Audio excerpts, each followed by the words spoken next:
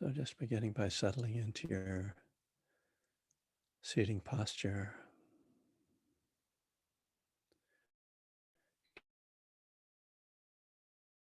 eyes or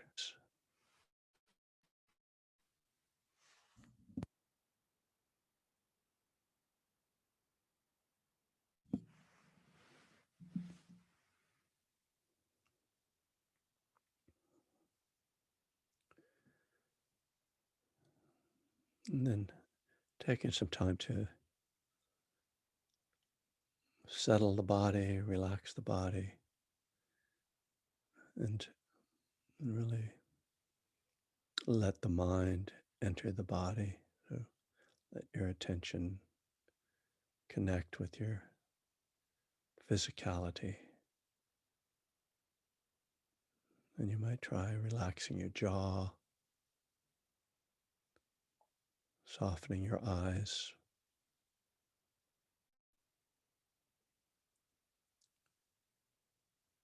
releasing the shoulders,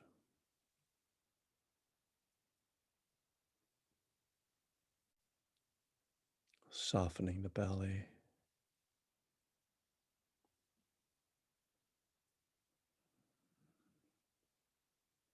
opening the chest. There's a sense of opening the body for the breath to enter, giving space for the breath.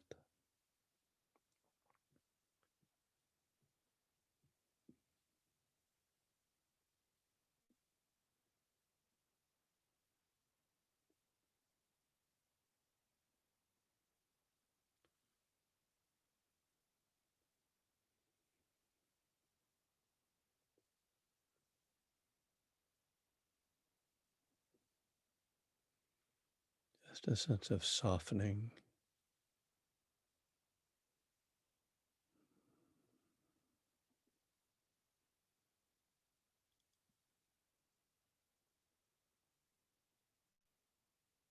we can't control everything about our mind body state, but we can kind of incline towards calm.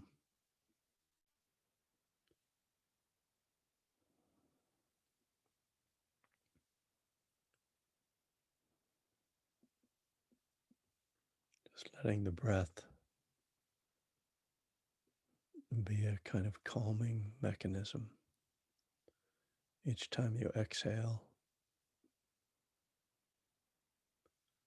feeling the body drawn to the earth by gravity.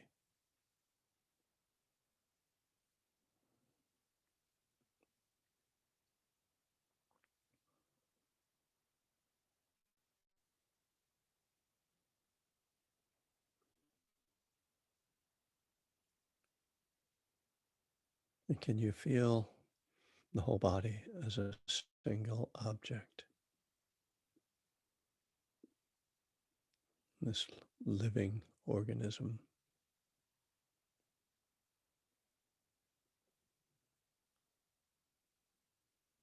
full of energy and sensations, pulsing, tingling.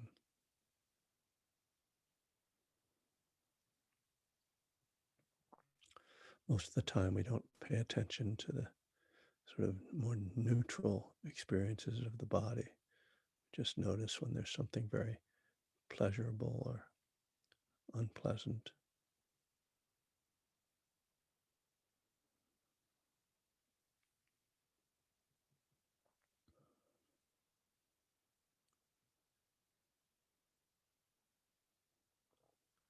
But if you tune in, you can see that there's actually quite a lot going on all the time.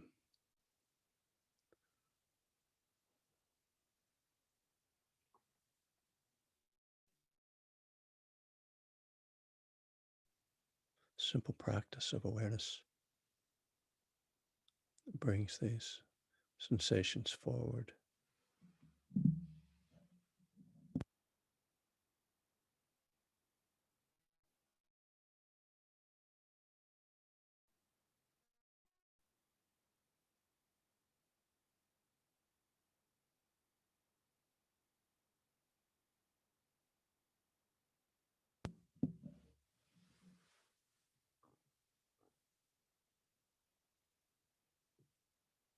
And you can open as well just to sounds. What sounds are in your environment, or maybe just sounds in your body? What can you hear right now? Another simple mindfulness exercise.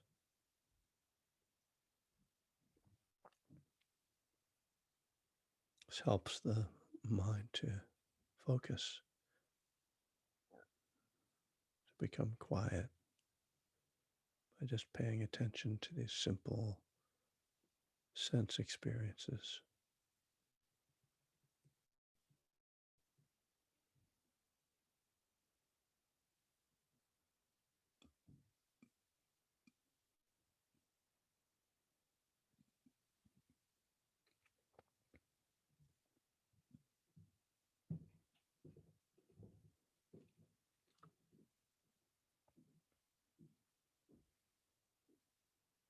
Noticing too how you are feeling on a mood level or emotional level.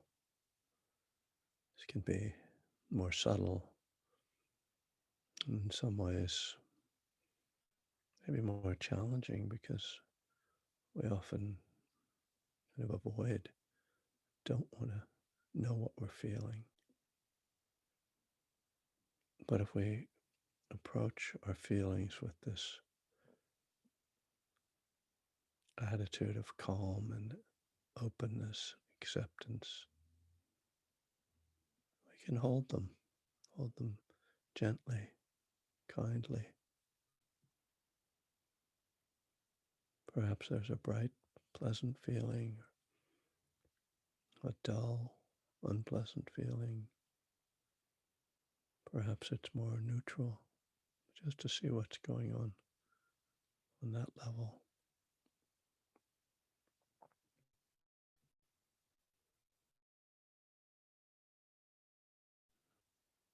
Such an impact on the thoughts that arise. Sometimes kind of not get so caught in our thoughts if we understand that they're coming out of some felt experience. Just sit with the feeling rather than letting the thoughts get triggered.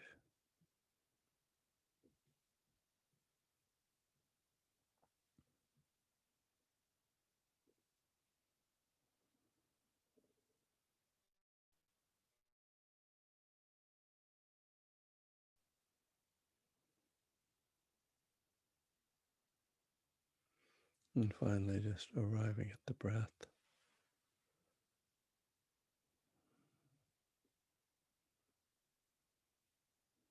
These other felt experiences, body, sound, mood, are still there, but we bring the breath forward into the foreground. Let's feel the touch of air at the nostrils or the movement of the belly rising and falling.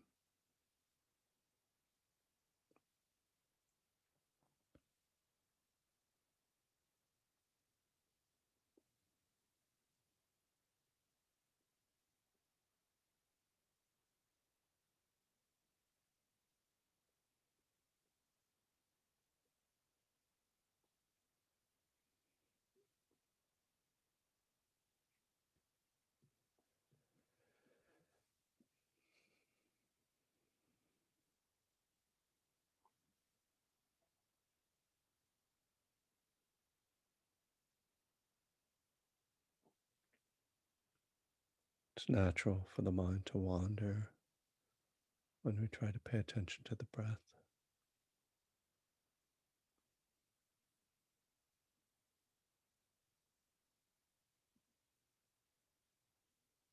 The breath doesn't have much allure, so the mind looks for something else to stimulate, to entertain, to distract.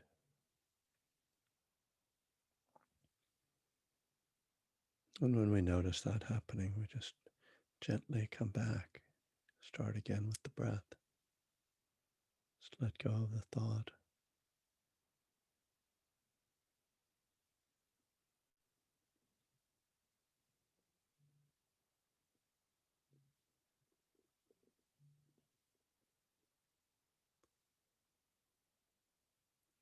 This persistent, repetitive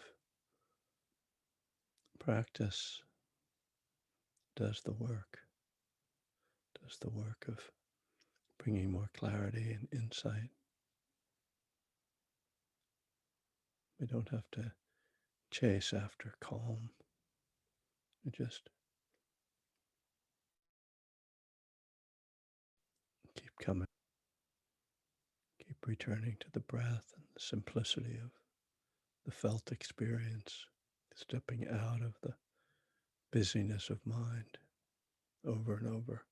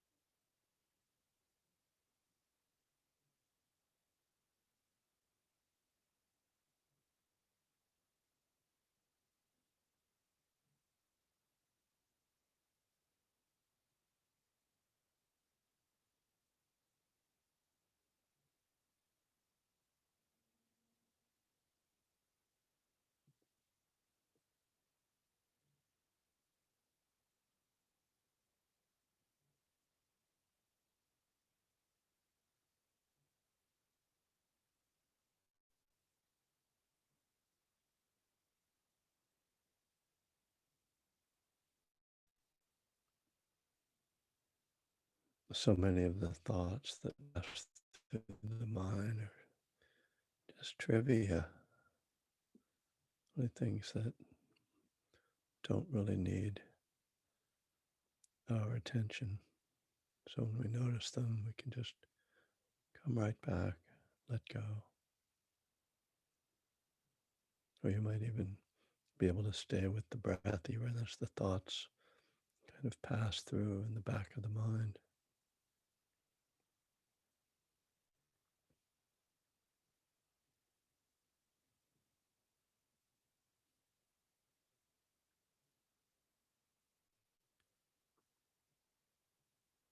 Then there are some thoughts that really stop you, grab you. Those need a little bit more attention and effort, and usually just to allow the feelings that come up with them, because it's the feelings that arise that really stop you.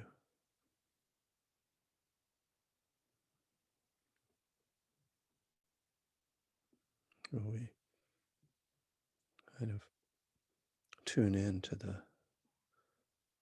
energy or the felt experience of the thought, the hook, and breathe with that.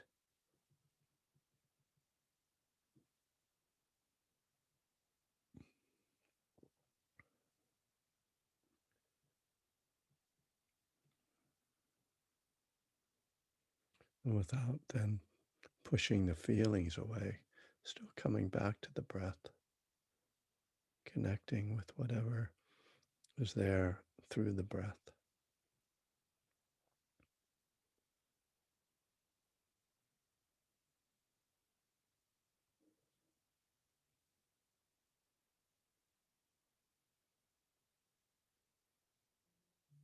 Now, this is one of the really most valuable tools we can find with the breath, which is to breathe into experiences, breathe into feelings.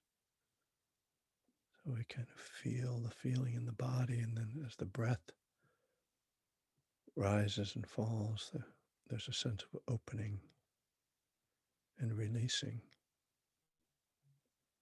just as each breath does naturally. Each breath as we inhale opens the body, and each exhalation releases.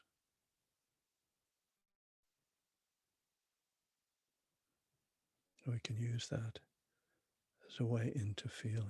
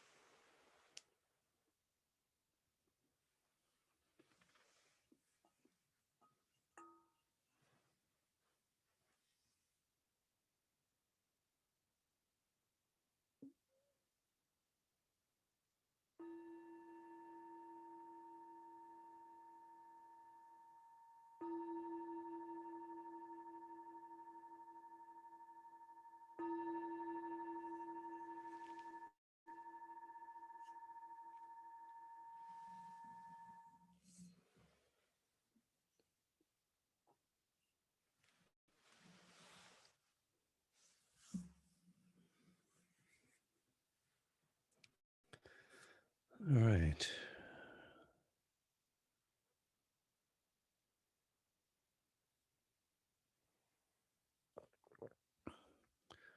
Well, I think that, what I've been talking so much about kind of working with feelings that it's making even more of a kind of emphasis in my guided meditation in this and trying to kind of get across this idea of working with breathing into the felt sense and what that how that works, and it's very much something I think you have to experiment with and explore for yourself. But I hope that that instruction gives you enough sort of idea of the landscape or how to approach it to do it on your own. Um, so uh, I don't know what brought this up for me as I was thinking about what to talk about tonight, and what kind of made me want to explore this. But um, in any case, I want to talk about power and powerlessness, but power particularly as it relates to the um, idea of applying Buddhist teachings to the 12 steps. So, and just to say, step 6 uh, says we were entirely ready to have God remove all these defects of character. And step 7 says we humbly asked him to remove our shortcomings. So uh, when we kind of step out of that theistic model and try to look at what this means, it I think points to power, that because God is sort of seen, we'd say, a higher power. Um, and but I don't think so much about power as higher or lower. Uh, Rather, that that power itself is, as I kind of um,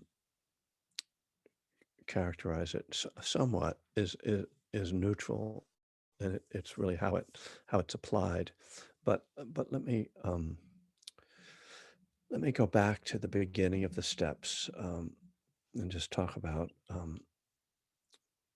the role of power in the steps. Uh, that step 1 makes this statement that we had admitted we were powerless, over alcohol or drugs or food or sex or whatever our issue is, and th- that's always a or often that's a challenging idea. But but aside from what that means, what it clearly was kind of trying to accomplish in terms of the steps was to make the practitioner of the steps seek out some other power.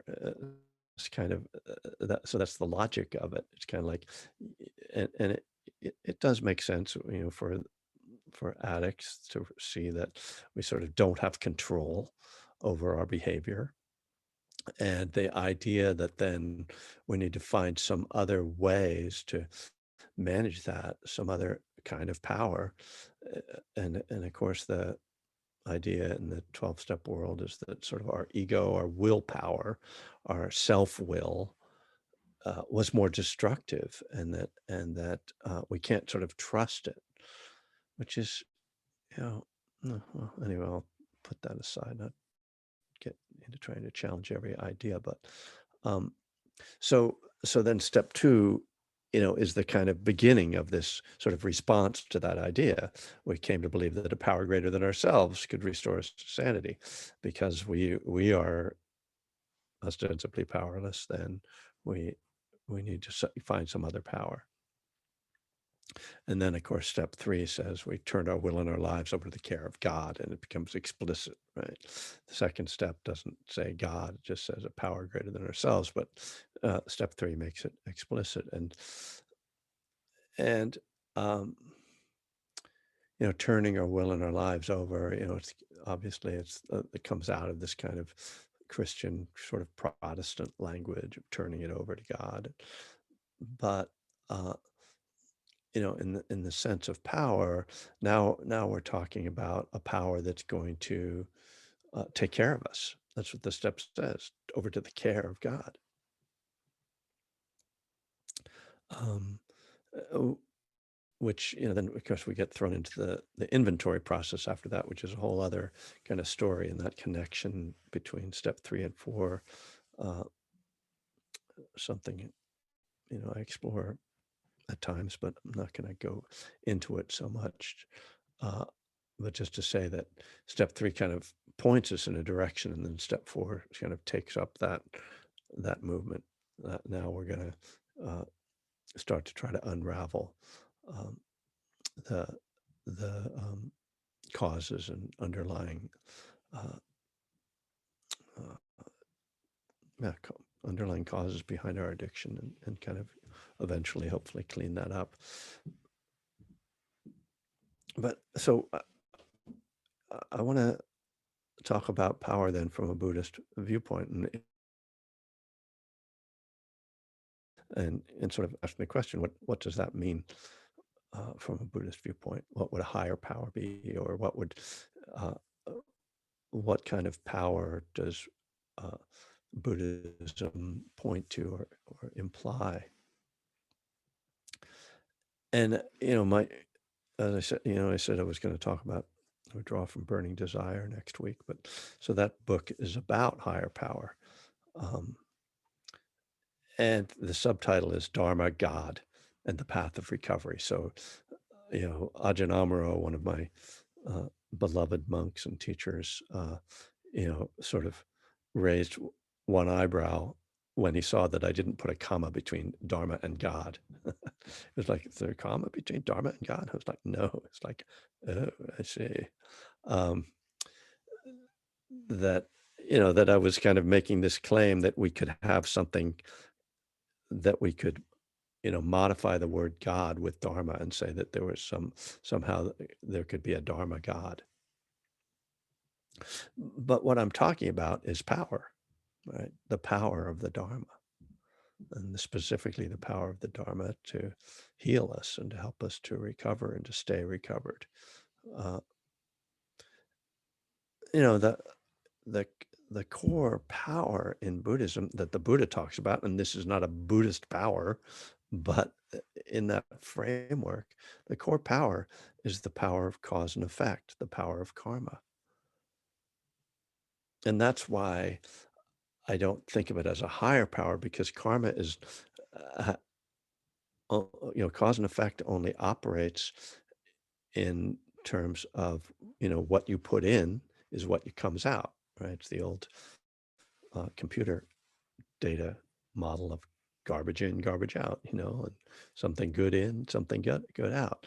So but the point being that what makes things happen is doing things.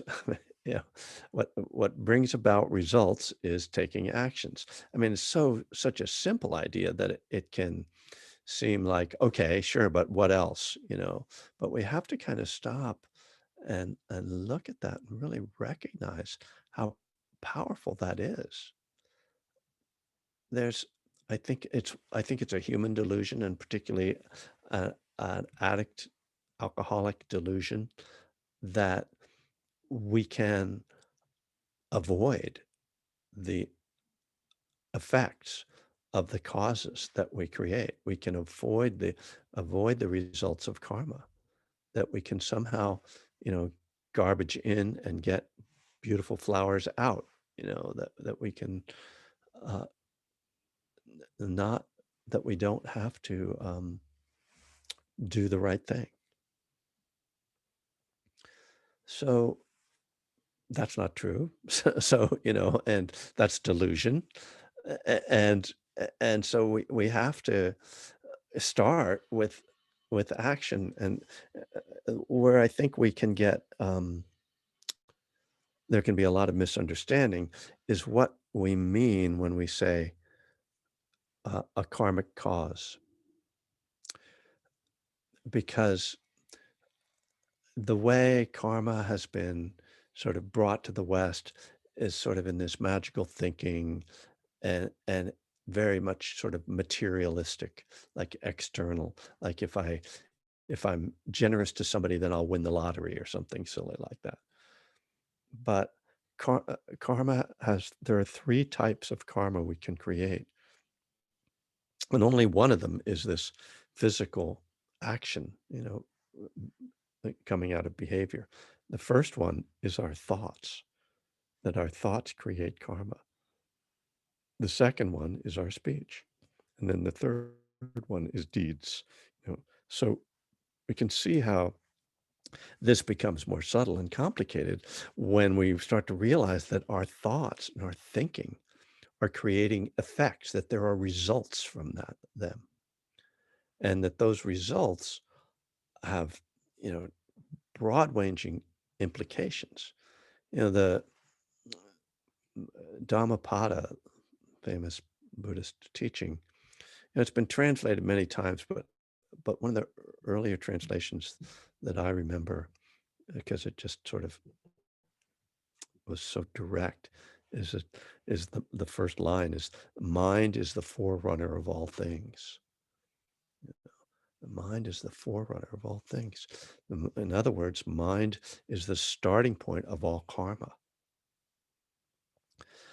This then points to the work we have to do, whether we're addicts or not, you know, as humans, that we have to watch our minds, be careful with our minds, and indeed train our minds, which is what this practice is largely about. Training our minds to not create negative karma. You know? So how do we do that? Well, the you know, we first of all have to understand what what are those forms of positive and negative karma. And so pretty simple. You know, the negative karma is essentially created by greed, hatred, and delusion. Aha. I think I've heard about those. And when we watch our minds, we see greed, which is a strong word. It sounds like you're, you know, King Midas or something. You know, it's not. It's what we mean by that, by greed, is just this craving, this desire to make things, to get different. And again, it doesn't have to be material. It can be. It's very much mental. So that craving creates suffering. It doesn't bring positive results. We have to learn to let go of that hatred, fear, anger, resentment. We have to learn to watch that, see that arise, let go of it. Delusion, the belief that cause and effect doesn't work, or that, you know, there are Jewish laser beams starting fires in, you know, California, you know, that just all the ways that we fool ourselves, you know. Oh, it's okay. Nobody will notice, you know, that I stole that or whatever, you know. Delusion, you know, we have so many delusions. So we have a lot of delusions about ourselves, that we're not worthy, for instance, which is like hatred and delusion, right? Oh, like that's great. Double, double barreled suffering. So the, there's power there, right? There's power in our mind. And the question then is, how do I turn that into a positive power? So what I've just been talking about, awareness of your thoughts, is what we do in our meditation, mindfulness, right? There's such a tendency to think that our practice is like, if I could just learn to stop thinking, you know, then I'll be a good meditator. But there's so much opportunity when you see your thinking. That's what needs to be changed. I mean, you're never going to be able to turn off your mind. And if you did, you'd probably just like die pretty quickly because, you know, you wouldn't know that cars are going fast, you know, and there's big metal objects coming down the street that if I walk in front of it, it'll kill me because I don't think, I don't have a mind anymore. No, it's about our relationship to that, starting to see, starting to become more attuned to, oh, look at that. Oh, look what I'm doing. Look where what I'm believing right now. Look what my thoughts are doing to me. And then, as I like to do in the meditation, connecting how the thoughts that are arising with the feelings that are arising. That's where we really see this, what I call emotional karma. I don't probably didn't make that up, but I don't hear a lot of people talk about it. We think so much of karma as this external thing, Do I get the job? Do I get the relationship? Do I, whatever? Does everybody love me? That so much of what's created moment by moment, what is most of what's created moment by moment is mental karma. It's emotional karma. Every time you have a thought, there's an emotional reaction to that cause and effect. Every time you have an emotion, you have a thought about it, more cause and effect. So if we want to change that, if we want to bring about positive karma, we have to see that stuff. Not just like, oh, get rid of that thought. I'm not supposed to be thinking, I'm meditating. No, see it. Oh, look at that. Oh, look at how that feels. Oh, I think maybe I'll breathe with that. Oh, that doesn't really appeal to me. Well, great. Now you're starting to see what's the process, and you're being motivated then to let go, which is what's vital. It's not enough to just see it. Obviously, we have to let go, but we have to find the motivation. I mean, this is the problem as addicts, right? Is like, okay, you've been drinking and using or whatever your thing is for years and years, and it seemed like it was working. Like, what if I stop? What do I get out of that? Well, usually the motivation is not what I think I'm going to get out of that, but that I'm getting so much suffering from this that I see I've got to let go. So the same applies to letting go of our thought, destructive thought patterns.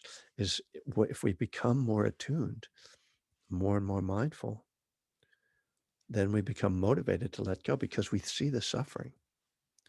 This is one of the sort of, I don't know if I'll call it a principle, but one of the sort of patterns of change is that as you become more sensitive, you become less willing to suffer, right? This is why people who become, when they get sober, or clean, when you take away that kind of massive suffering, that's just like kind of physical, mental, emotional thing that's just like blurring everything. Because when you're in that state, you can't feel much else. Cheeseburgers you don't notice that they're just sitting in your stomach. So when we let go of the stronger intoxicants, then we start to notice the subtler forms of suffering that we've been able to ignore, that they were obscured by the addiction. Then we start to notice the the food problem or the exercise problem or the relationship problem or the work problem or all the other things, and we're less willing to tolerate it. It's like, oh, and of course we learn this thing about, oh, letting go actually, oh, that can be good. And oh, not only that, but I've learned something else about myself. I'm capable of change. Huge thing, right? That we learn when we get clean, when we come into recovery. Because one of the reasons we stay locked into our addiction is that we don't believe we can change, you know, or we don't believe it's worth changing or whatever. We just don't have you know, the strength of belief that there's some value in that. So once we see that we can change and that it's worth doing, then we start to, it's so interesting how so many people in recovery, like it's it's not just like, oh, I let go of that addiction. People start to really like pursue, and we can turn into this other thing of pursuing perfection, right? Now, all of a sudden, now, oh, like I want to be a really, really good person, and this can turn into another sort of obsession, or just it can be that whole like I'm just not good enough thing. But barring that kind of getting lost in it as another sort of way of judging ourselves. This kind of sensitivity that arises then starts to get us uh, letting go on more and more levels. And so when you get deeply into meditation, this becomes really apparent. You start to see how much of your own suffering is created in your own mind. And this is where the real determination to transform the mind you know, takes over. And so I was talking about power. I don't know if I'm still talking about that, but let me try to get back there to see that. So what I could say is that, I'm kind of talking about how change happens, and for change to happen, there has to be some power. So the power that we're really talking about is the power of awareness. Fundamentally, I mean, that's the prime, the awareness of the mind, the awareness of the felt experience. But those are also that awareness also depends upon if we look at the Eightfold Path, right view, which is the power, how suffering arises, making that connection for ourselves. And then the power of intention that, okay, I see how this suffering arises. I see that in order to change, I need to let go of these things that I follow that create suffering. How am I going to do that? So that's the first two aspects of the Eightfold Path, the power of right upon the power of right mindfulness to see it, right? And we need the power of right effort to apply the mindfulness. And then we need the power of right concentration to deepen the mindfulness. And that's what takes us to the deeper levels of subtle awareness and the subtler levels of suffering. So it becomes really interesting if you go on a long retreat and you start to get to these quiet places and very quiet places. And then you're starting to see, like, you're sitting and you're going, maybe I should say, I've been sitting and I've had this experience where I thought there's nothing really going on right now. My mind, there might be things drifting through my mind, but I'm not distracted, that no hindrances are present. Why am I not enlightened right now? And so, I mean, kind of that, uh, that kind of becomes the question. You're like, okay, or doesn't. And then the realization is, if I'm not enlightened right now, then I must be holding on to something. And then you start to get really like, okay, where is it? Oh, it's in there somewhere. And what I found when I was at that point, when it was like, must be almost there, is that it's like a little uh, tight spot deep in my belly. There's this thing, and I'm letting go, and I'm letting go, and I'm letting go. But somehow that thing, it it it just, I haven't been able to get it to click. Uh, but it's really interesting to get to that place where there doesn't seem to be any suffering or attachment. Um, well, anyway,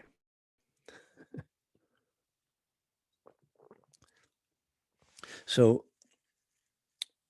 coming back to this theme of power, and I'll wrap it up and let it open it up for any comments or questions.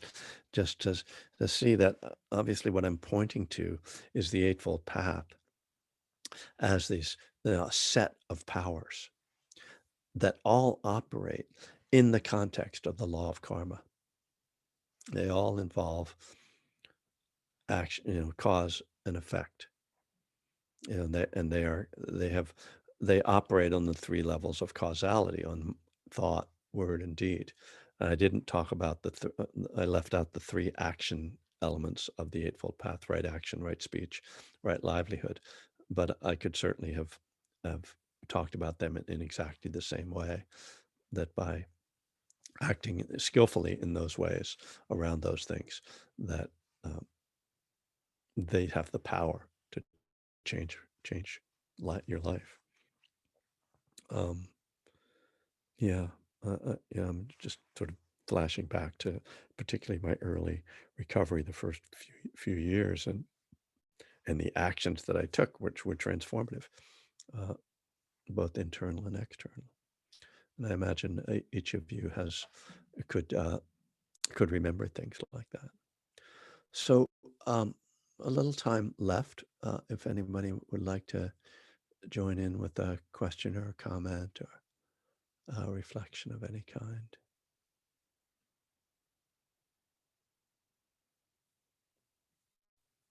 And you can just unmute yourself, or if you want to do the raise your hand thing, suppose you can do that. I mean, yes, of course you can do that. I don't mean that I suppose you can.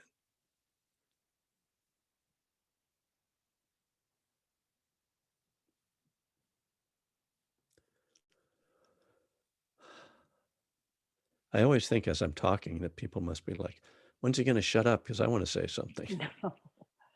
Hi, Kevin. It's Vicky. Vicky, hi. So, You're still in Florida? yep. Okay. Yeah. You're going to throw Mental. Molotov cocktails at Mar-a-Lago while you're there? Or... Yep. Good idea. Yeah. With loving kindness. Oh, yeah, absolutely. Yeah. No ill will. No. You know, the higher power thing is so interesting. And I've used the Brahma Viharas, you know, as higher power. And that Yeah. seems like it really works for me. Yeah. You know, the power of, I mean, and very much in AA, Yeah. you know, you really get the compassion and the, you know, the loving kindness and the equanimity of the group and how the, you know, group unity really just very powerful container, and joy. And yeah, mudita, I mean, Yeah. absolutely. Oh my God, yes. You know, So, yay, you're 30 yeah, days sober. I know it. Yeah. Yeah. So that Yeah. celebration. But anyway, just wanted to throw that in. Oh, yeah. No, thank you. Really, really important piece. And yeah, I usually start with the Eightfold Path, but the Brahma Viharas are equally.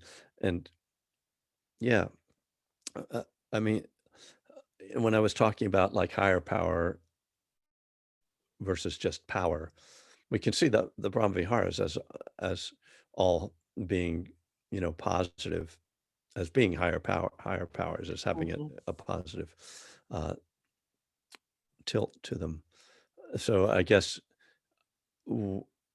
another way of, if I were going to try to make them more neutral, I would say that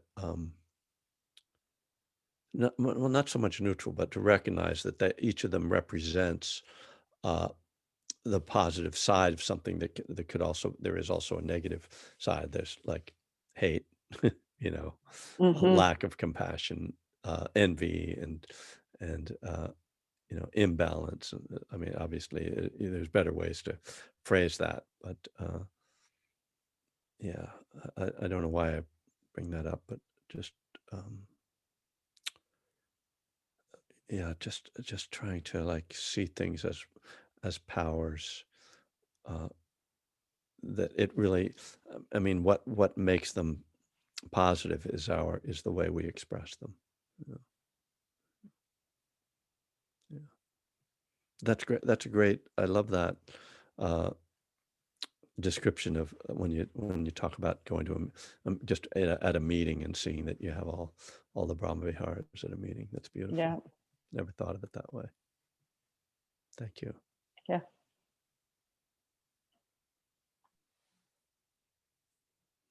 Any other thoughts or questions tonight? Hmm. Well. Hi, Kevin. It's Angela. Ah, I hello, have Angela. my video off because my internet was being a little Oh yeah, I thought unstable. okay. But We're all unstable now and then, you know. since no one else was asking a question, I thought I'd just, karma is something that I've just been interested in learning more about, and did appreciate the chapter in Burning Desire about that. And I guess I've thought about like the chain of karma, or how to, not think, like, I'm sure that the suggestion is to just not overthink it. And in Burning Desire, you're constantly reminding, just like doing our best and letting go. Right. But I guess it's hard for me to not, especially when like decisions, and I mean, it's really interesting just to think about thoughts and, the impact of my thoughts on my emotions and just my state. But yeah, I guess like, is there anything about, the chain of karma and like Mm. how, one after another kind of decisions, yeah, affect one another? I guess it's just maybe I'm probably overthinking it, but I'm just it's I know it's so important, and I'm just interested in, yeah, maybe how to learn more about it so that I can just have more, trust in it as a Yeah. as a power and not be as nervous about it. Mhm. Well, I don't Or know. like past actions too, you know? Yeah, yeah. I mean, that's certainly the only time you can change or affect karma is in the present moment. Uh, and so there's nothing you can do about the past actions and or the future. And f- again, we spend so much time, worrying about the past or whatever, regretting the past or rerunning the past or planning the future, that we don't realize that we're missing the opportunity to create positive karma in the present moment. The I mean, the basic principle of karma couldn't be simpler, that all causes have effects, all actions have results. But the web of causality uh, is so complicated that the Buddha says, if you try to figure out your own karma, like, why is it like this moment, that you'll go crazy, which doesn't say a lot for psychotherapy, which sort of seems to be about trying to figure out your karma. But I'm kidding, of course, but yeah, it doesn't help us to worry about it. I think it's first of all, to understand that the circumstances that we find each of us find ourselves in is not caused entirely by our karma, because there are many other factors involved. So our parents, you know, now, unless you believe that you choose your own parents, you know, then you don't have any control over where you're born, what race you're born, what country you're born in, what your economic status is, what your class status is, um, and all of that then lays the foundation for all these other things. The country you live in, you don't really, you didn't choose to be born in this country, and so the laws under which you live and et cetera, et cetera. You can see that it becomes so complicated that the thing is that all you that's really useful to do is to look at how can you create positive karma for yourself. And you can do that by acting on right intention, since intention is what informs the results of all karma. And right intention is, there are three elements to right intention: renunciation, non ill will, and non harming. Another way to put that, is renunciation is letting go, non attachment, non clinging, right? Non ill will is loving kindness, non harming is compassion. So those are the three things that we should look to as motivators for our actions if we want to create good karma. Am I acting out of those things right now? And then, of course, you're going to ask yourself, am I acting out of the opposite of one of those? Am I doing something out of selfishness right now, out of anger, out of fear, what is motivating, what is behind my action. And if you can say that I'm doing my best, as far as I can tell, I'm acting on right intention, then I trust that the ultimate results will be beneficial for me and for others. Now, of course, it's very difficult to have a pure intention.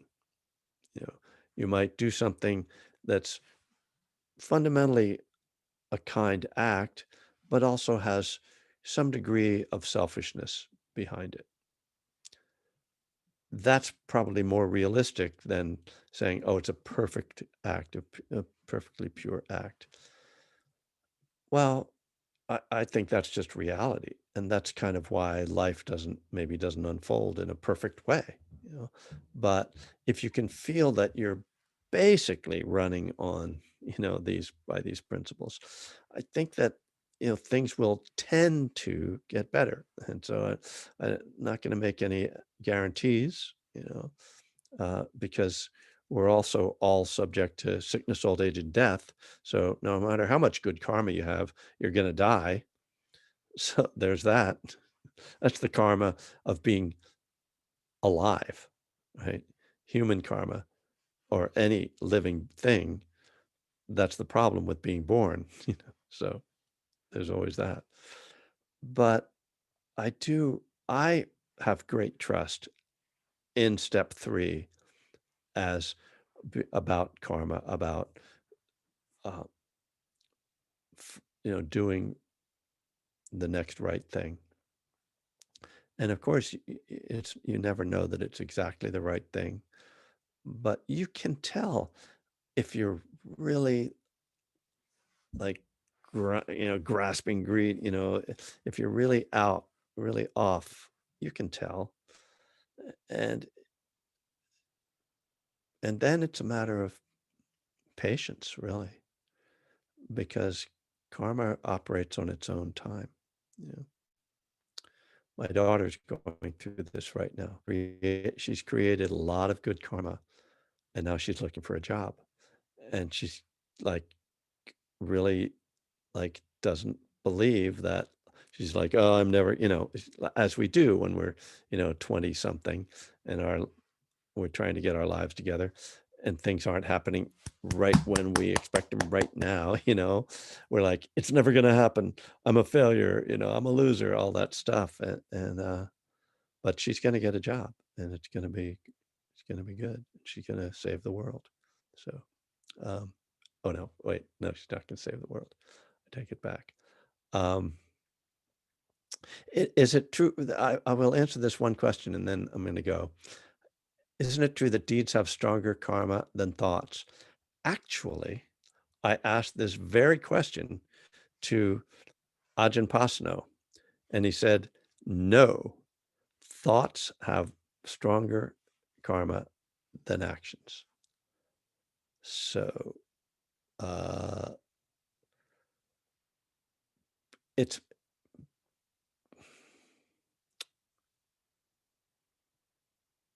I don't know how to what I can say about that other than that's came from somebody who knows more than I do. And it's kind of scary, isn't it? Because it's like, oh shit, like I feel like I can control my behavior better than I can control my mind. But it's our mind that really guides our life pretty clearly, right? Yes, thoughts include intention, indeed. So thank you all for being here, for creating some good karma for yourself and for others tonight. And, hopefully we will all be together in the same physical space before too much time passes. In the meantime, stay safe, act out of love, compassion.